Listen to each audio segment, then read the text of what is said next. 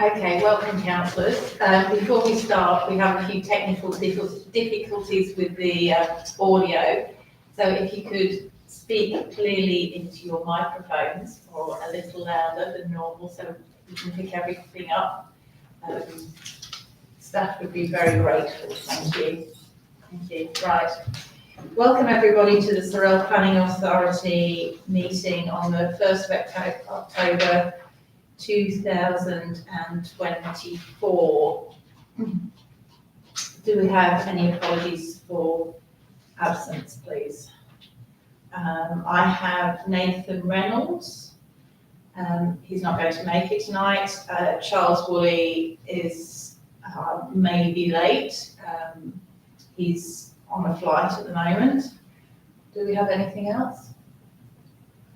No? Right, item number 3, confirmation of the minutes of the 24th of September 2024. The recommendation being that the minutes of the Sorell Planning Authority SPA meeting held on the 24th of September 2024 be confirmed. Can I have someone move this, please? Councillor Reid and Councillor Nichols as a second. All those in favour? Aye.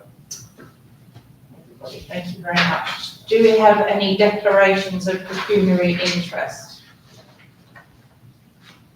No. Right.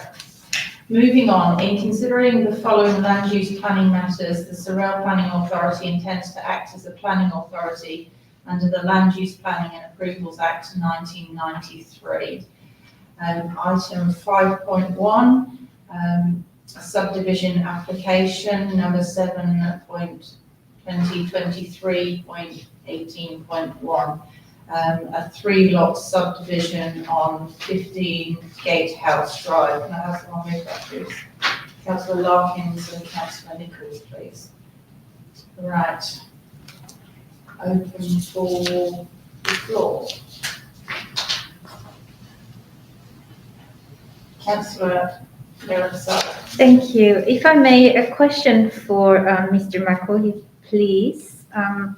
It's in regards of the representation, the only one that's in there, but it actually mentions a couple of important aspects. I would like to start, if you would be so kind to explain the issues of stormwater. Here there's a mention of the system not being sufficient to support these new 3 or extra 2 lots, and how that would impact in the property of the person that's writing the submission and the adjacent lots. Would you be so kind to explain that? Yeah, of course. Through the man. So the current situation on the ground with Gatehouse Drive, 15 Gatehouse Drive, is that it's a large lot of almost 10,000 square metres. So currently it has a fall towards the rear, and there is a drainage easement or infrastructure basically to get rid of stormwater to the rear of the property. And obviously the representation is raised concerns with regards to that being sufficient infrastructure to get rid of the current water, the stormwater that's produced, and then any potential stormwater. So increasing stormwater runoff. So given the size of these lots, there will be negligible increase in any stormwater. So the situation as it is now would be consistent with that. 2 council officers have looked at the infrastructure and have deemed that it is more than capable of accommodating the subdivision and any negligible increase in stormwater. It is knowledge that currently it is a flood prone area along the rear there, and there is some flooding there, but that is just a natural water course at this stage. So inevitably that will always occur, and that is just the natural way of the land and the natural processes of the land. May I follow up with a question, please? So if I understand correctly, what you're saying is that there's a drainage Yes. at the back, correct? An existing built drainage, or is it a natural? No, it's been constructed, but there's a natural water course. That's the natural pathway of the water course. Oh, and in addition, it has a Yeah. constructed, so these lots are going to be linked Correct. to that, and they will follow out. Correct. Plus the additional of the natural Yes. there. Okay, I understand. Thank you. Any further questions? Could I just ask, on the attachment, Peter Hofto's report, it says that the land is suitable for a 3-bedroom house. Does that mean that no units? Through there, it is zoned low density residential, so it probably is not an appropriate site for a unit development. And it does result in 2,000 square metre lots, which is sort of a prevailing subdivision density that is occurring within that immediate locality. You'll see on the imagery and the like, you'll see quite a few internal lot configurations which are very similar to what's being proposed, and they would have been very similar lots to what's existing there, and then being subdivided in due course. Yeah. Right. So I suppose following on from that, with Peter Hofto's report, could you build a 4 or 5-bedroom house there? Or does that report sort of stipulate only 3 bedrooms? Through the mayor, no, not at all. That you possibly could. Obviously, it depends on the size of their rooms and things on those lines. So what basically the most important thing is to identify that there is a viable building envelope that can be put on that lot for to safeguard the potential for the future people owning that land can build a reasonable and practical house. Right. Given the It's a big site, a big block. Thank you. Thank you. Councillor Harrison, have you got something further? Yes, thank you. If I may, another question. This is about the design of the subdivision, please.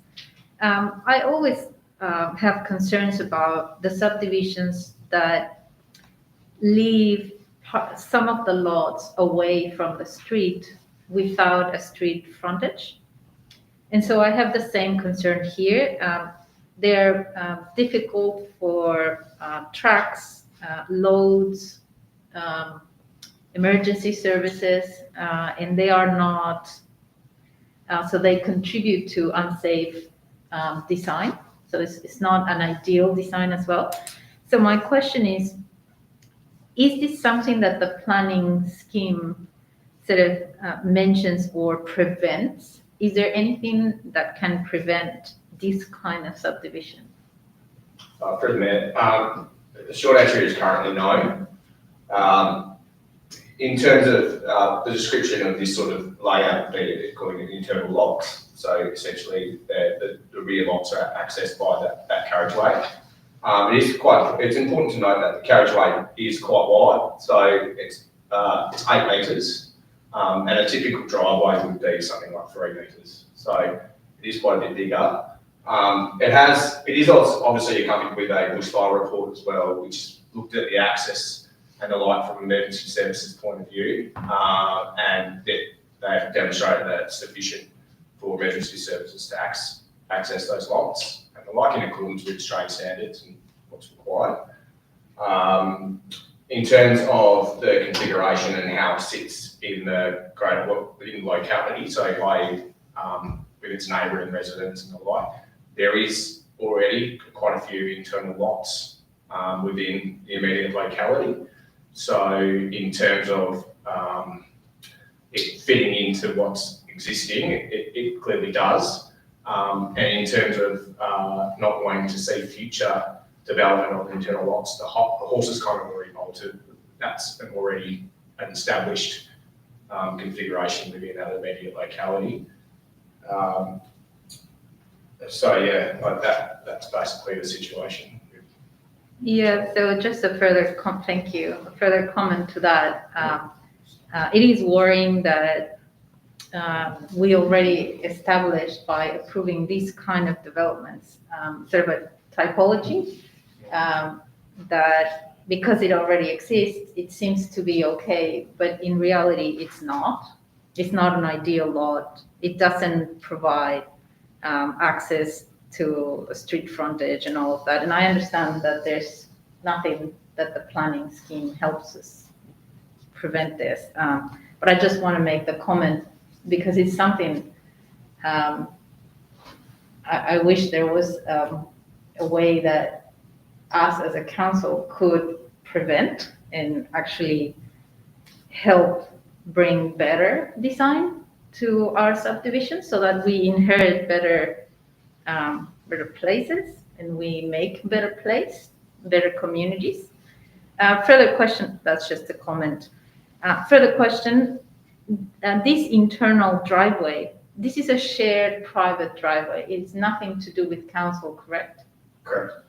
Okay, so the lot on the blue line, that's the end of council's responsibility, and then this maintenance and everything there is, so we don't inherit anything from this subdivision. Prevent, no, we don't. No, it's basically just it's part of the rear lots, and they share a shared easement that allows them to have that 8 metres width, so they both have access, and then it terminates at just a crossover. So obviously the road reserve, the crossover is constructed to council standards and the like, and it's just the same as it. All right, thank you. Yeah. No more discussion? Right, can I put this application to the vote then? All those in favour of the council's recommendation to approve this 3-lot subdivision on 15 Gate Ellis Drive, please show their hands in favour. Thank you.